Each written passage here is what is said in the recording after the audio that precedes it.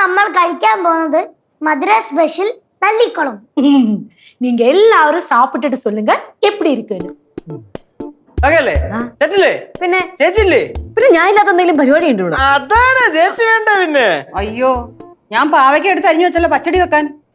അതൊക്കെ എടുത്ത് കളയമ്മേ മനുഷ്യനെ ഓർപ്പിക്കാൻ. പക്ഷേ പാവയ്ക്കയുടെ ഗുണം എന്തോന്ന് നിനക്ക് അറിയാവോ? അയ്യോ അറിയാം, നന്നായിട്ട് അറിയാം. കഴിച്ച മനുഷ്യനെ കിറങ്ങിപ്പോവും. അത് വേണ്ട, പച്ചരൊന്നും വേണ്ട.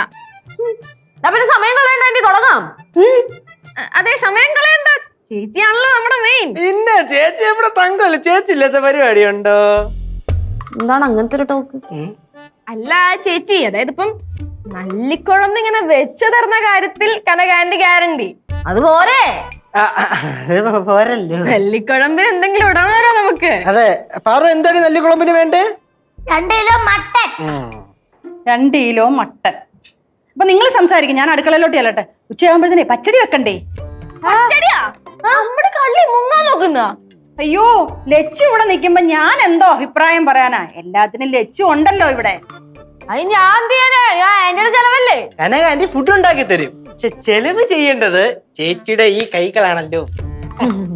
ചേച്ചിയുടെ ഈ കൈ കുറെ ചെലവങ്ങ് ചെയ്യും.